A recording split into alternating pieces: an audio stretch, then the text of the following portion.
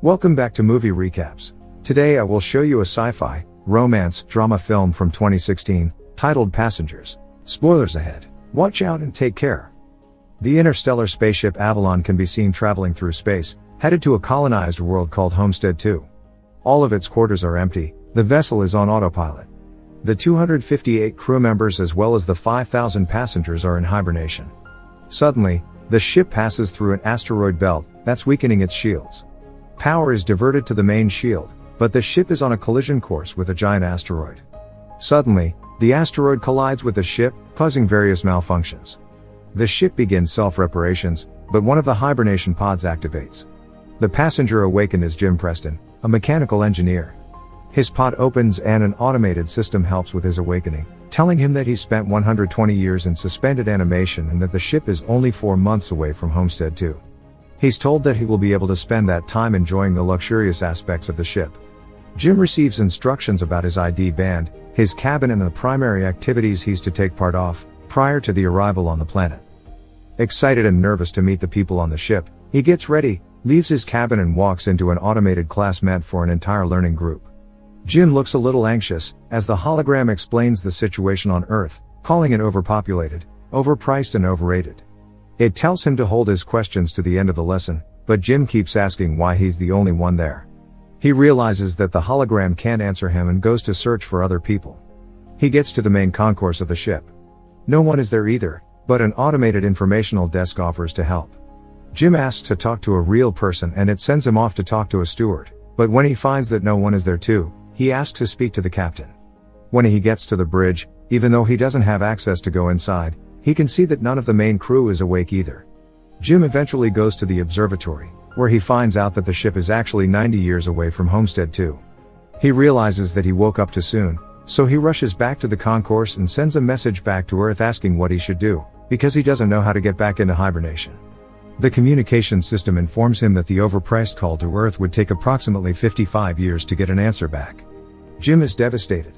He walks around and finds the ship's bar, where he sees another person. As he's talking to the bartender, something seems strange about him. When he goes to get him a drink, Jim realizes that he's an android. It's called Arthur. Jim wants to find out more information from him, but he can't even explain to the android how it's possible for him to be there ahead of time. Jim wakes up in his cabin the next day and goes to the cantina, where he quickly realizes that most of the things on the menu are reserved for gold-class passengers only. He gets his plain coffee and tries to figure out how to fix his hibernation chamber.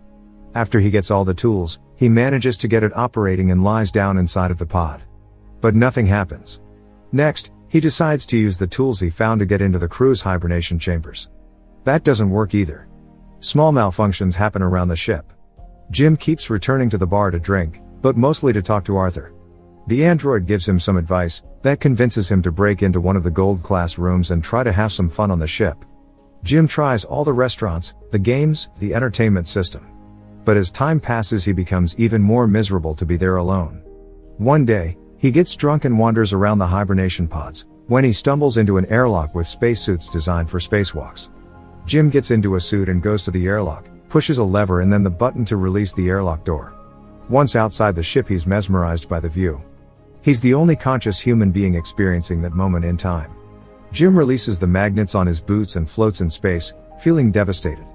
He comes back inside, takes off the suit, but goes back to the airlock without it on. He pulls the lever, ready to end it all, but changes his mind in the last moment, runs back inside and slips on a bottle. Jim stands up and is instantly drawn to a woman in one of the pods, named Aurora. He searches for her files in the directory and listens to her passenger interview, becoming enamored with her. Later he's seen sitting next to her pod, still listening to her interviews. Back in the bar, he's reading some of her work and is talking to Arthur about her writing. He becomes obsessed with the irony of his situation, going to another planet for a better life, waking up early and not getting there, and finding his perfect woman, only for her to be out of reach. Jim keeps thinking about her and starts getting the idea to wake her up too. He talks it over with the android, but he doesn't understand the conundrum. If he wakes her up for his own benefit, he'd be stranding her there with him, to die on the ship. Jim decides against it first, but as time goes by he can't let it go, until one day, he changes his mind. He goes to her pod and manages to activate it. As she's waking up and going through the same process as he did, he hides and goes back to his room. A little bit later he goes to the main concourse, hoping to find her. And there she is, just as confused as he was a year ago. Jim tells her they're the only ones awake and takes her to the observatory. Then he tells her that he can't get to neither the crew, nor the main commands of the ship. Aurora freaks out and wants to get back into her pod. When they get to it, Jim explains that there is no special equipment on the ship that can help them get back into hibernation, effectively telling her that they're stranded. They go back at the concourse and he tells her that she should rest, since she just came out of hibernation. She feels sorry for him, having to spend more than a year alone on the ship. Jim goes back to the bar, feeling regretful about what he did. He asks Arthur not to tell Aurora that he was the one that woke her up. The next day, Aurora wakes up. She goes back to the concourse and asks the automated info desk about the hibernation pods. Jim joins her there and they go to get breakfast. As they leave, the info desk has some sort of malfunction. In the cantina, Aurora realizes that Jim has been eating the same breakfast for more than a year and gets him one of the gold class menus. They talk about the possibility to fix the pods, but, unlike Jim, Aurora isn't ready to give up. She searches through the infirmary, then goes through research documents, eventually ending up at the crew's hibernation quarters trying to break the doors open. Jim notices more malfunctions throughout the ship. Sometime later, Aurora laments about her life on the Avalon. She writes, jogs around the ship and swims in the pool, becoming more and more aware of her situation. She goes to the cantina to interview Jim, thinking that his story might be interesting. She asks why he immigrated to the colony. Jim answers with slogans from the company first, but then further explains that he hopes that on the new world he could be somebody, he could build a life. Later, they end up in the observatory and Aurora finally shares her reason to be there. Unlike the other passengers on the ship, she has a round-trip ticket. Her idea was to go to Homestead 2, live there for a year and come back to Earth, to become the first journalist that has ever done that, writing the greatest story that ever was. Aurora slowly gives up on finding a way to fix their current predicament and Jim figures out a way to cheer her up. He takes her dancing, to the cinema, and to the basketball court. Lastly, he takes her to the bar to meet Arthur. She relaxes for a bit, until she remembers their situation.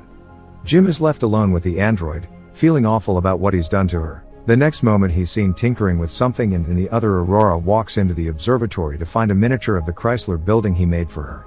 Sometime later, they go on a date at the bar. They have dinner and share stories about their lives. She tells him that her father died when she was a teenager. After the dinner, Jim takes Aurora to the airlock and they get into the spacesuits. They go out for a spacewalk together. Jim finally has someone to share that magnificent experience with. Jim switches off the magnets on their boots and they float together in space. They come back inside and immediately kiss, retreat to his cabin and sleep together. Soon after, they start living like a couple. Aurora moves into his cabin and writes about her life on the ship. They jog together, eat together, sleep together. Jim explores the ship further and finds the hydroponics bay. He brings Aurora flowers. One day the ship passes by a red giant and they go to the observatory to see it. It's Aurora's birthday, so later that night they celebrate it in one of the many restaurants on the ship and then the bar. Jim goes to the washroom and prepares the ring he made for Aurora, while she stays in the bar chatting with Arthur. The android tells Aurora that Jim woke her up intentionally, unaware that he was still to keep that a secret. Suddenly, Jim comes back and she confronts him in absolute disbelief. She runs away furious and panicked. Jim comes back to his cabin to find all her things gone. He runs into her in the cantina the next day, but the moment he speaks, she runs away. Aurora is desperate. One night she goes over to Jim's cabin, punching and kicking him, wanting to kill him. Talking to her over the comm because she keeps avoiding him, Jim tries to apologize and explain his actions to her. He tells her he fell in love with her, but Aurora doesn't care. She can't forgive him for taking her life. One night, as Jim is in his cabin, another malfunction happens. The ship faces a critical error and the main command shuts down. Later, he walks into the elevator and it malfunctions. Aurora walks into the main concourse and sees that Jim has planted a tree there. Then, she goes to the cantina, where the food dispensary is also malfunctioning. Suddenly, both of them hear the voice of the deck chief over the comms, asking who planted the tree. They both run into the concourse and see Gus Mancuso standing in front of Jim's tree. They introduce themselves and tell the chief about the situation. He doesn't understand how 3 pods could fail. Mancuso takes them to the bridge and he discovers that there is something wrong with the ship, but the information on the systems has to be checked manually. When they leave the bridge, a robot almost falls on their heads and the two of them tell Mancuso that malfunctions have been happening all over the ship more frequently. He says that shouldn't happen, as he shows them how to collect the data. Mancuso checks on the pods, when Jim joins him there. He's figured out what happened with Aurora's pod. The deck chief finds what Jim did to be terrible. Later, he's at the bridge checking the collected data, when Aurora joins him. They talk about what happened with her pod, but he tells her that he can't do anything about it. Jim walks in with the 16th broken robot. Mancuso feels the hibernation sickness, so he goes to rest, but as he walks out, he coughs out blood. That night, Aurora can't sleep, so she goes for a swim. Suddenly there's gravity loss throughout the ship and she starts drowning as the water from the pool moves with her. The gravity drive resets and she barely makes it out alive. They both run into each other going to find Mancuso. The three of them are back at the bridge, slowly discovering what has been going on with the ship. Mancuso figures out that something happened 2 years ago, taking out a major system. They need to find and fix what has caused the failure, because the entire ship is trying to pick up the slack. If they don't fix it, the entire vessel will be stranded. They go to find the problem, but Mancuso faints, so Jim and Aurora take him to the infirmary. He's dying and there are no treatments that can stop it or prolong the time he has left. Sometime later, the three of them meet in the observatory and Mancuso gives Jim his ID bracelet, tells them to fix the ship and immediately perishes. Suddenly, the lights change to an alarming red and the ship starts shaking. Jim tells Aurora that he needs her help, and they run toward engineering, but there's another failure in the gravity drive. And immediately another one that afflicts Arthur as well. Jim deactivates him. They finally arrive in engineering and start looking for the problem. They find it in the power plant and as they open the hatch, Aurora gets sucked in. The asteroid has caused a breach in the hull in that area. Jim gets sucked in too, but he holds on to the hatch, as it keeps closing on him. Eventually he gets sucked in too, but they quickly manage to seal the breach. Instantly after fixing that problem, Jim realizes that there is more than one breach in the hull. The two of them follow the trajectory of the meteor and find that it has hit the reactor control computer. Jim thinks he can find replacement parts for it. They find the part and change it, but the process of venting the reactor still fails. They do it manually, but it fails again. Jim figures out that he needs to open the vent door from outside of the ship, so they can cool the reactor down. Both of them go to the airlock and as he's getting ready to go out, he gives Aurora Mancuso's bracelet, because he might not come back. She helps him with the suit and as he walks into the airlock she tells him to come back because she can't live on the ship without him. Aurora goes back to the reactor, where the temperature has hit critical heights. A bolt from the reactor propels into her arm, as Jim is getting closer to the vent from the outside and sees the door. The temperature rises in the reactor room, while he is trying to bypass the vent door to open it. He soon realizes that he'll have to manually hold the door open so the reactor can vent and he tells Aurora. She doesn't like the plan, but he goes ahead with it and tells her to vent the reactor. She doesn't want him to die and they argue, but he tells her that they have to save the other people and she vents the reactor. The process is successful, but the fumes from the reactor push Jim away and break his tether. The pressure in his suit is dropping too. He tells Aurora what happened and she moves as fast as she can to get to another suit and bring him in. He apologizes to her again. She puts on a suit and flies out to get him, but her tether is too short. She's pulled back, but suddenly grabs onto his tether and manages to pull him in. Aurora drags Jim into the infirmary, only to find out that he's already dead. She uses Mancuso's bracelet to override the medical protocols and to resuscitate him. The medical pod does the work automatically and revives Jim. Aurora forgives him. Later, Aurora fixes Arthur and they give Mancuso a proper space burial. Jim takes her to the infirmary and tells her that he's found a way to use the medical pod as a hibernation one. He tells her to get inside the pod and ride out the rest of the journey in there. But, as is later revealed, she declines and decides to stay with him, awake on the ship. Jim finally proposes to her and they live out their lives on the ship. 88 years later, the Avalon arrives on Homestead 2. The crew wakes up and finds the ship in a very unexpected state.